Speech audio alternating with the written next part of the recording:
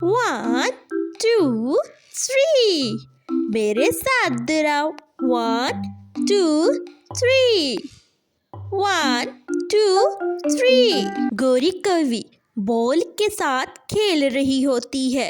गौरी कवि जोर से बॉल को मारती है। बॉल पेड़ को लगकर वापस गौरी के पास आती है। गौरी बड़े मज़े से पेड़ के पास खेल रही होती है कि अचानक से बॉल को तेज धक्का देने की वजह से बॉल पेड़ के ऊपर घोंसले में जाकर अंडे को लग जाता है और अंडा टूट जाता है। गौरी कवि भागी भागी ऊपर आ जाती है। अरे अरे, ये क्या कर दिया मैंने? मुझसे इतनी बड़ी गलती हो गई। ये घोंसला तो मोटी चूंच मिट्ठू तोते का है, वो मुझे नहीं छोड़ेगा। मैं क्या करूं? मैं जल्दी से कालू के पास जाती हूँ। गौरी कवि भागी भागी अपने घर भाग जाती है। गौरी कवि भागी भागी अपने घर भाग जाती है।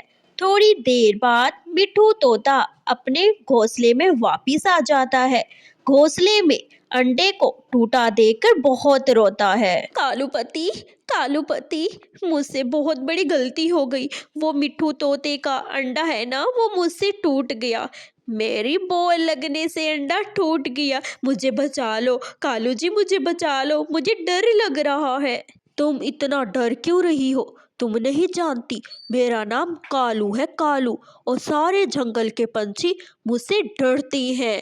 वो क्या चीज़ है? मोटी चोंच वाला। आए तो सही जरा, उसे मैं मार डालूंगा।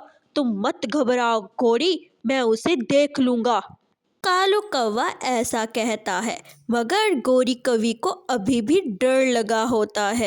मिट्ठू तोता पास पड़ी बॉल को लेकर रानो चिड़िया के घर आता है और रानो के सामने रोने लगता है। रानो बहन, ये देखो, मेरा किसी ने अंडा तोड़ दिया। मेरा तो घोंसला ही उजड़ कर रह गया। रानो, आप ही बताओ, मेरा अंडा किसने तोड़ा होगा? और मेरे घोंसले के पास ये बॉल पड़ी थी। मिठू, ये बॉल तो वो गौरी कवि की है।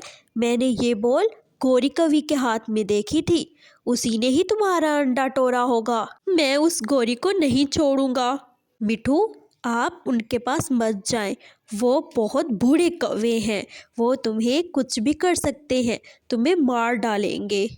मिट्ठू तोते को बहुत ही गुस्सा आया होता है और भागा भागा गौरी कवि के घर चला जाता है। गौरी कवि के घर के बाहर जोर से दस्तक देता है और गौरी कवि को पुकारने लगता है। गौरी, ओ गौरी, जल्दी से बाहर निकलो, मैं तुम्हें नहीं छोड़ूंगा। गौरी, तुम कहाँ हो? कहाँ पड़ी हो? कालू जी, जिस बात का डर था वही हुआ। देखो, गंदी मोटी चोंच वाला आ गया। वो मुझे मार डालेगा। कालू, मुझे बचा लो। तुम जाओ बाहर और उस मिट्ठू को बोलो कि कालू अंदर बैठा है। अगर वो बाहर आ गया ना तो तुम्हें नहीं छोड़ेगा। अच्छा कालू जी, मैं जाती हूँ, लेकिन जब मैं आपको जोर से बुलाऊं तो आप मुझे भागे भागे बचाने आ जाना। गौरी कवि डरते डरते घर के बाहर जाती है। मिट्ठू तोता गौरी के बाल पकड़कर गौरी को नीचे नीचे ढकेल देता है और उसे जोरों से मारने लगता है। गौरी कवि जोर से कालू कौवे को पुकारती है। कालू कौवा बाहर आ जाता है। कालू के हाथ में डंडा होता है और मिट्ठू तोते को दे मारता है। मिट्ठू तोता वहीं ही मर जाता है। गौरी कवि डर जाती है। कालू जी, ये आपने क्या किया? अब तो हम जेल जाएंगे। हमें ये करते हुए किसी ने नहीं देखा। चलो जल्दी से जाकर इसे नदी में बह आते हैं। मिट्ठू तोते को घोंसले में रखकर वो नदी किनारे के पास लाकर वहीं पर ही बहा देते हैं और खुद बड़े आराम से घर की तरफ चल पड़ते हैं। कुछ दिन गुजर जाते हैं। एक दिन रानो चिड़िया और कबूतर नदी के किनारे बैठे होते हैं। कबूतर भाई, आपको मिट्ठू तोते का पता है? काफी दिन हो गए हैं, मिट्ठू तोता मुझे नजर नहीं आया। रानो बहन, मैंने भी देखा, घोंसले में गया था मैं उसके, वहां पर भी नहीं थे। सोचा मैंने कहा रानो से पूछूंगा कि आखिरकार ये मिट्ठू तोता कहाँ चला गया है। कहीं ये कालू और गौरी ने तो नहीं मार डाला। मैंने उसे रोका भी था कि तुम उनके पास मत जाओ।